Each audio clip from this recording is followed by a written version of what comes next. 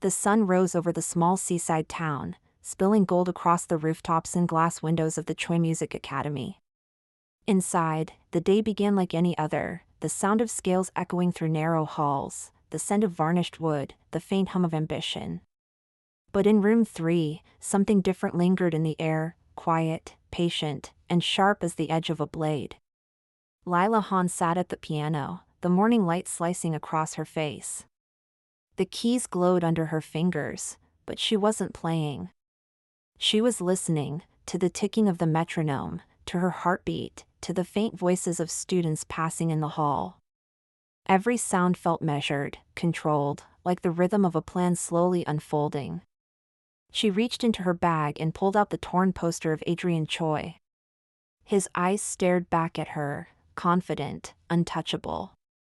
She folded the paper neatly, then again, until his face vanished into the creases. Still smiling, she murmured, "Let's see how long that lasts." The door creaked open. Sophia stood there, clutching her music book, her smile bright and innocent as ever. "Good morning, Miss Lila." Lila turned, the coldness in her eyes softening just enough. "You're early." "Daddy says the best pianists never waste a second," Sophia said proudly, hopping onto the bench beside her. "Your father is a very wise man," Lila replied, her voice smooth. "Tell me, Sophia, what kind of music does he make you practice?" "Classical mostly," the girl said, flipping through her sheets. "But sometimes he plays songs he says he wrote himself.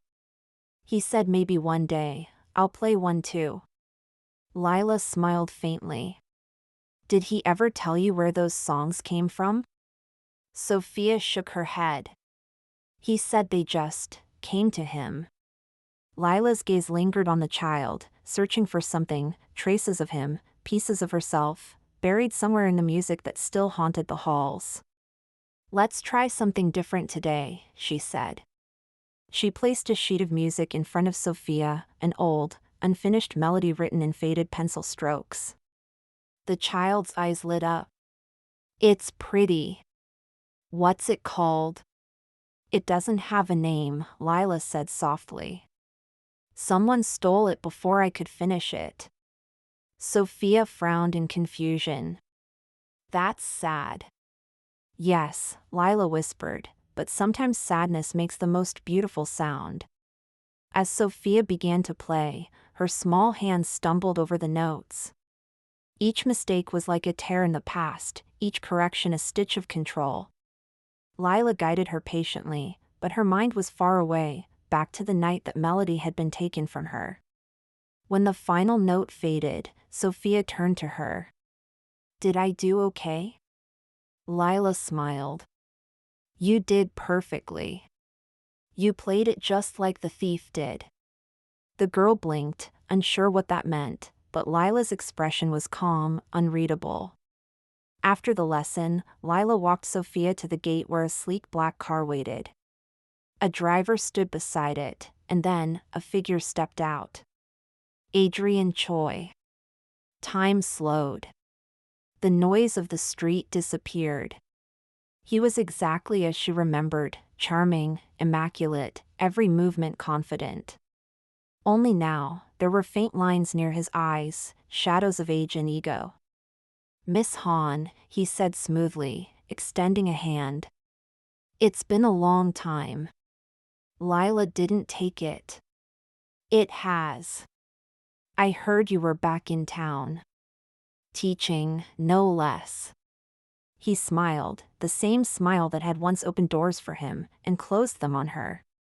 "Sophia's lucky. She tells me you're wonderful with her."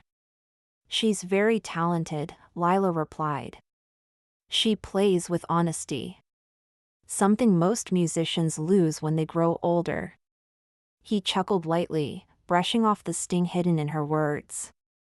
"Music is about passion, not honesty. You should know that." Lila met his eyes. "I used to." He studied her for a moment, as if trying to read something beyond the polite mask. Then he gave a small nod and turned to his daughter. "Ready to go, sweetheart?" Sophia nodded and hugged Lila before climbing into the car. Adrian lingered. "We should catch up, Lila. For old time's sake. I'm performing this weekend.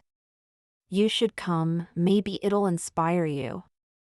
Her lips curved in a faint, almost kind smile. "Oh, I'll be there." He smiled, satisfied, and left. The car pulled away, leaving the faint scent of his cologne and the echo of his arrogance behind. Lila stood there for a long time, the morning light fading into shadow. Her hand tightened around the music sheet Sophia had played. The unfinished melody stared back at her, raw, imperfect, waiting to be completed. That night, she sat in her small apartment by the sea, the window open to the sound of waves. The metronome clicked beside her as she wrote, slowly, deliberately, adding new notes to the old melody. But now, every chord carried something darker: anger, betrayal, vengeance disguised as harmony. Her phone buzzed. A message. From unknown number. Message: "It's been a while. Heard you're back. Careful where you play, Lila." Her eyes narrowed. The name was unlisted, but she didn't need one. She knew who it was. Adrian always played his games with flair. She stared at the message, then at the piano. Her fingers brushed the keys. A soft, haunting melody filled the room, the one Sophia had played earlier, but twisted, deeper. When the last note faded, Lila whispered into the darkness, "You stole my voice, Adrian. But I taught your daughter to play mine." The metronome ticked on. Click. Click. Click. Somewhere, far off, thunder rolled over the sea. The night stretched long and still, the kind of silence that carries a pulse, alive, waiting. Lila sat at the piano in her small apartment, her fingers resting gently on the keys, the faint reflection of the ocean shimmering through the window. The melody she had begun hours ago had evolved into something dangerous, soft and sorrowful on the surface, but pulsing with fury beneath. Each note was a secret, each pause a wound reopened. Outside, waves crashed against the rocks. Inside, the ticking of the metronome synced with her heart. Click. Click. Click. The rhythm of revenge. Her phone lit up again. A new message. Unknown: "You think I don't remember what you tried to do? Stay out of this world, Lila. You had your chance." Her lips curled slightly. He hadn't changed. Still smug. Still untouchable, or so he believed. She typed nothing back. Silence would answer for her. Instead, she opened her old folder, the Sonata of Glass, the piece Adrian had claimed as his own all those years ago. Her handwriting covered the pages, faint pencil marks, messy annotations, and stains where tears had once fallen. In the corner of one page, a line of text barely visible: "Music remembers what people forget." She traced the words with her fingertips. Then she turned to a blank page and began writing a new section, one he would never see coming. Morning came gray and heavy with mist. The academy hallways buzzed with the usual chatter, but whispers followed Lila now. "Isn't that her? The one who disappeared? She used to play with Adrian Choi, right? I heard she lost everything after that scandal." She walked through them silently, chin lifted, coat brushing past the murmurs like wind cutting through smoke. In room 3, Sophia was already waiting, seated at the piano with her feet barely reaching the pedals. "Miss Lila," she chirped. "I practiced the song you gave me." Lila smiled faintly. "Let's hear it." The child began to play, hesitant at first, then stronger, more confident. The melody filled the room, and Lila closed her eyes. Hearing her stolen music reborn in innocent hands was painful and mesmerizing all at once. When Sophia hit the final note, Lila opened her eyes. "You're improving quickly." Sophia's cheeks flushed. "Daddy says music is in my blood." Lila's expression didn't change, but her voice turned colder. "Then we'll see what your blood remembers."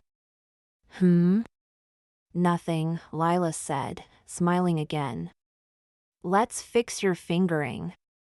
She guided Sophia's small hands, adjusting her posture, her touch gentle, almost maternal. The girl laughed softly, and for a fleeting second, something in Lila's chest ached. Sophia was innocent, untouched by her father's deceit. But she was also his reflection, his legacy, and that made her the perfect key. Later that afternoon, the academy buzzed with excitement. Adrian Choi had arrived for a rehearsal in the grand hall. Teachers whispered, students peeked through doorways. Lila stayed back, but curiosity, or maybe anger, pulled her forward. She stood quietly in the shadows as he played, surrounded by an audience of admirers. The same piece echoed through the hall, the Sonata of Glass. Her piece. He played it flawlessly, arrogantly, every note dripping with the illusion of ownership. The crowd watched in awe, unaware they were listening to a stolen soul. But Lila heard something else. He'd changed the ending. Her jaw tightened. The original melody ended unresolved, haunting. But he had polished it into a perfect, artificial harmony, a lie wrapped in beauty. When the applause broke out, she turned away, her hands trembling. Not with sadness, with fire. As she reached for the door, a voice stopped her. "You're early for my performance." Adrian's reflection glinted in the polished piano lid. She didn't turn.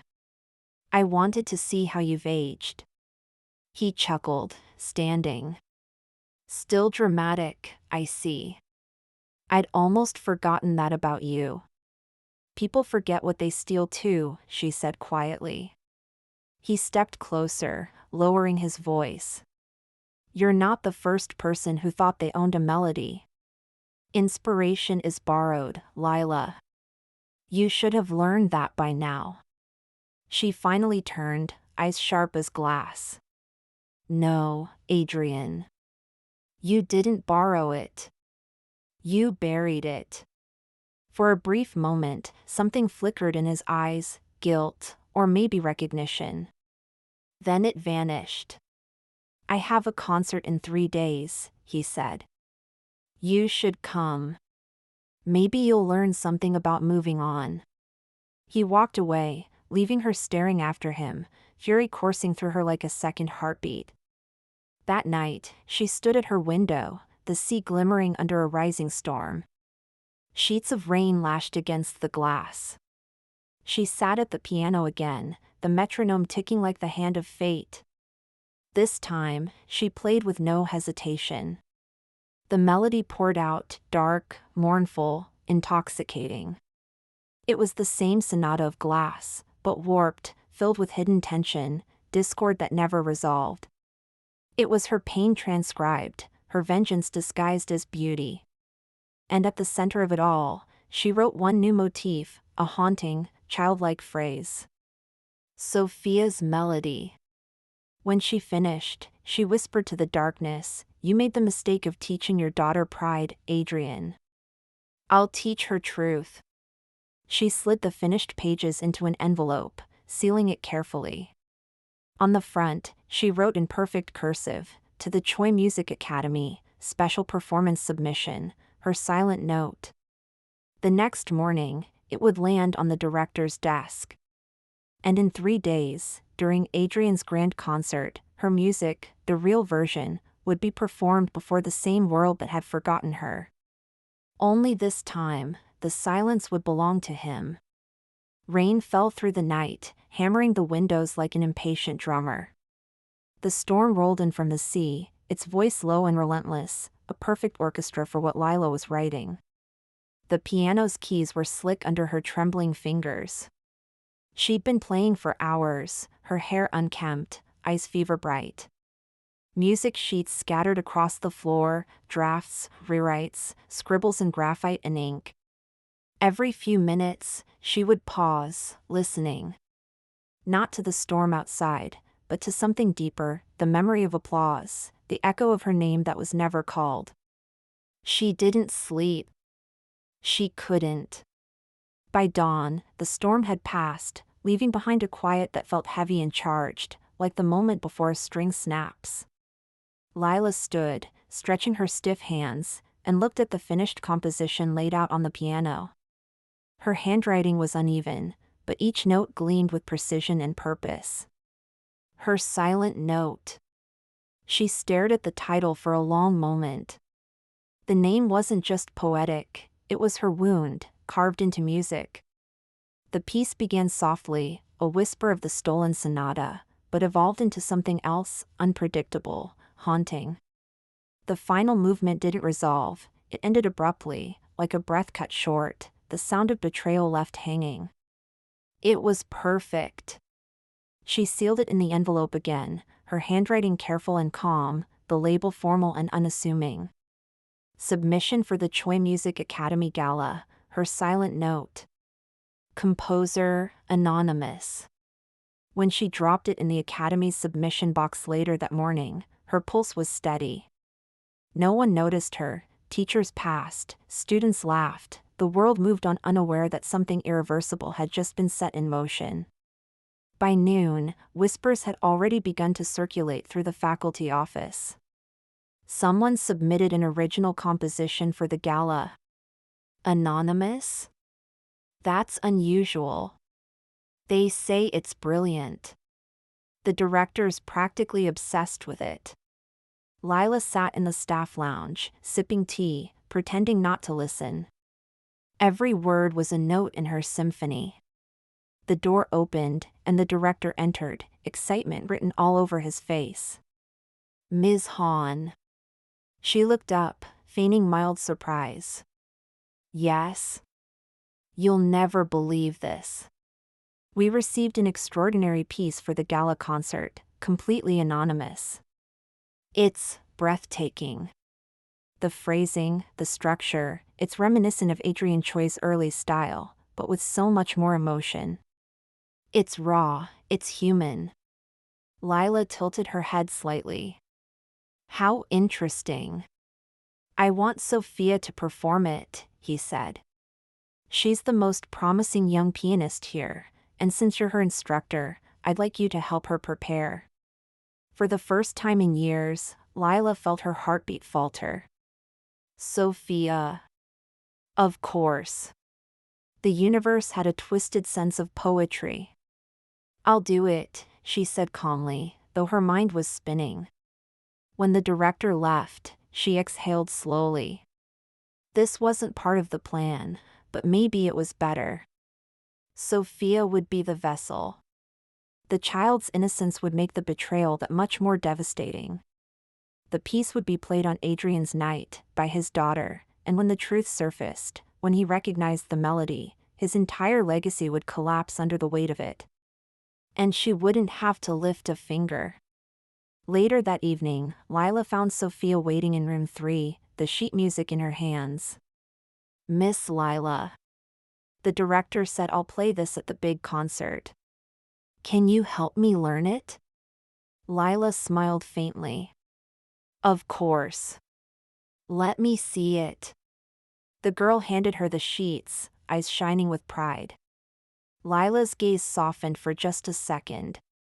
She wasn't just looking at paper, she was staring at her life rewritten, her pain transformed into art.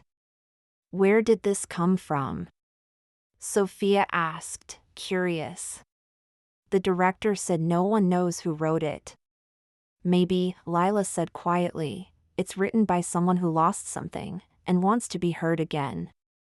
Sophia tilted her head. It sounds sad, but strong. Lila nodded. That's exactly how it should sound. They began practicing. The first few notes spilled out awkwardly, hesitant. Then, as Sophia's small hands found their rhythm, the melody began to bloom, the soft opening like a confession whispered into the dark. The middle section surged, emotional and turbulent, and when Sophia reached the abrupt final note, the sound hung in the air like a scream swallowed by silence. Sophia looked up. It feels unfinished. Lila smiled faintly. It's not unfinished, Sophia. It ends exactly where it should. The girl blinked. It's kind of scary. Good, Lila said softly. That means it's honest. Over the next few days, the academy buzzed with anticipation. Posters for Adrian Choi's 10th anniversary concert covered every wall. His name was everywhere, his face on every screen. Yet, behind the scenes, another kind of performance was being rehearsed, one written in silence and vengeance. Each evening, Sophia came to practice with Lila. The bond between them deepened, the girl adored her teacher, and Lila, despite herself, grew protective. There were moments, fleeting and dangerous, when she questioned her plan. Was it fair to use this child? Was her revenge worth tainting such purity?